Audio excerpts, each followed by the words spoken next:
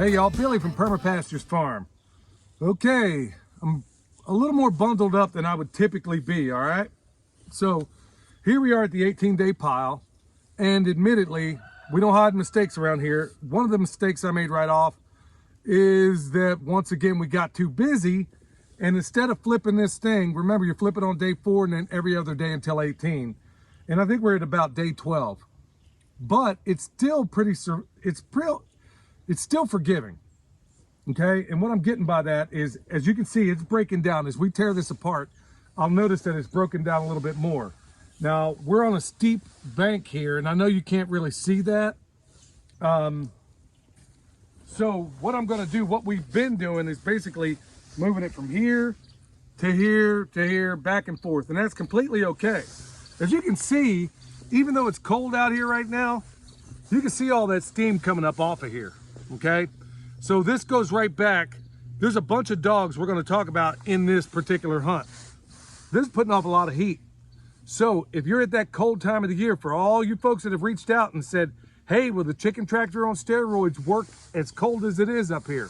You make your pile big enough, believe me, your water's not gonna freeze. If you were to take your waterer and stick it on top of this pile, that way you don't have to take it back to the house or whatever else. So when you put them up for the night, if you take your waterer, and I'll tell you what, I'll just go ahead and demonstrate that. And I'll show you exactly what I'm talking about. I should have probably had my prop here with me when I began. So for those that are wondering, if you just stick this on top of here, like so, or one of the other things is you can kick some of this out of the way and kind of bury it up to yay far. I guarantee this thing ain't gonna freeze if you got a decent pile, and I don't care how cold it is outside. So another one of those hacks that we've developed here, and that's why I like using these particular things. So my chickens, my laying flock is over there right now, okay? So all I'd have to do is, if I have it in the chicken tractor on steroids, I can just literally leave it right there, just kind of bury it a little bit, and then you're good to go. How cool is that? So this video is more of a day in the life of what it is to be a homesteader for a lot of the folks that are considering this lifestyle. Now, what we're gonna do here in a minute, we're gonna flip this. We got one of the older piles, we're gonna flip that as well. And then we're gonna walk right down here. Let me show you what's up over here. This is one of those things, you know, fall and winter isn't necessarily bad. It does, like Joel Salatin said, when you get into colder climates, it does allow you, and if I'm not mistaken, Joel actually said this, that in a lot of the colder climates where you are forced by virtue of the weather to slow down and stop for a little while, that's when you come up with really good ideas. And I gotta admit, when I lived in a much warmer climate, great ideas didn't always come to me or the rest of us as often as they do where we have all 4 seasons. Where we lived in Texas, it was basically hot until it was cold. There was no leaning in or out of it. I mean, that's just kind of how it went. And if you're wondering why I got these on it, look, it's to keep my hands dry in this real wet, nasty, frigid kind of weather. So what I was getting at with the previous point is that this old broke down chicken tractor is needing a little bit of TLC. So if I had it going, this is where the meat birds were in the chicken tractor on steroids. Now we got this old door right here. It works fine, but one of the biggest things that we're finding out and what we've discovered is that the more automation we can employ, now I get it, that's a double-edged sword. The more automation we can employ, the better it's gonna make life for us.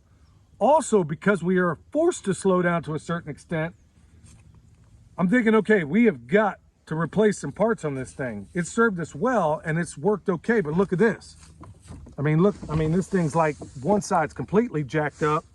This side over here, we had to kind of retrofit with a little bit of metal straps because the wood broke on it. And believe me, when these birds are growing up, trust me, they have a little bit of weight to them. So when you go to lift this thing up, you know, it could be a real problem. Now we got spikes on all of our chicken tractors because of where we live. We retrofitted like little Thundercat spikes on the front of these things. I'll try to clear that off a little bit so you can see it. Right there, we got spikes that because of our terrain, we can't just set this. We ain't nowhere close to flat ground. So when we stick it in the ground, it stays put. Well, this side I think is getting rusted out, and I should have used better material. I should have used something galvanized, but I used what was on hand. So here's what's gonna happen with this. We're going to eventually get this up the hill, and I think I got a pretty clever way of showing you how we do that instead of having to walk it all the way up. We're going to replace these arms.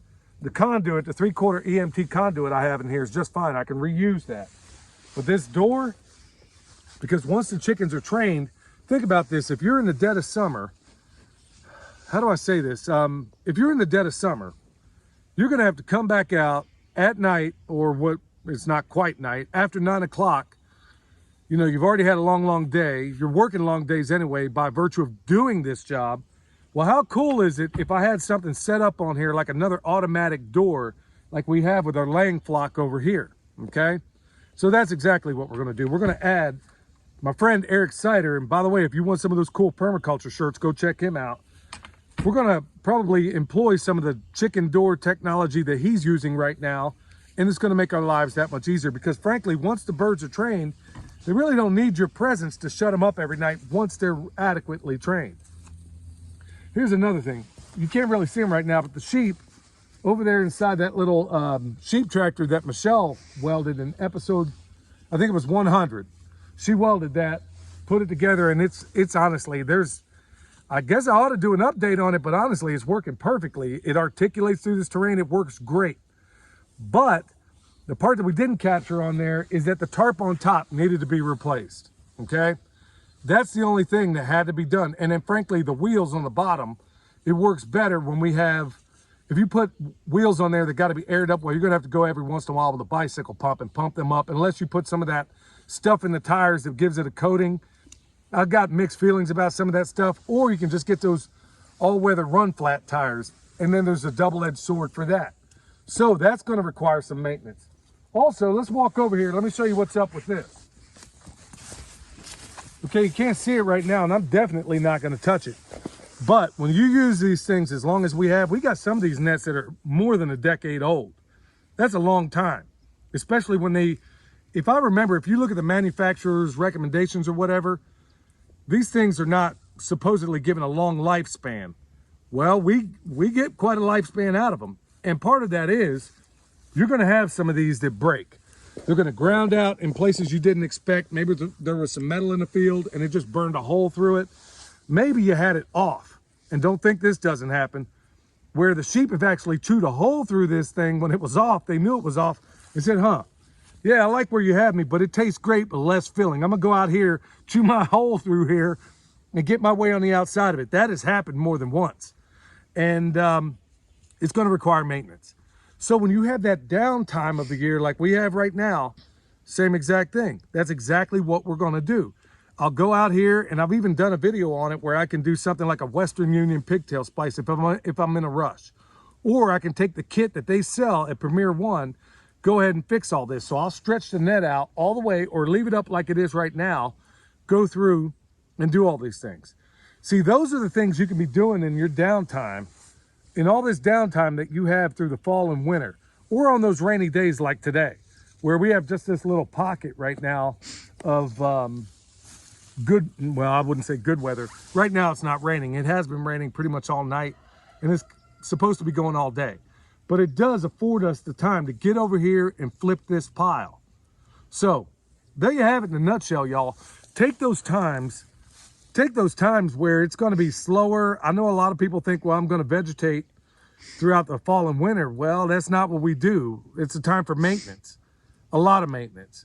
And we do a lot of maintenance. Of course, that's an all year long kind of thing when you farm, but you can really get ahead of those jobs that require a lot more detail that maybe you don't have the time, where you're kind of patching it all through the through the summer, and then maybe into the fall. We'll take that time through the fall and winter to do all those things, to get caught up on those things.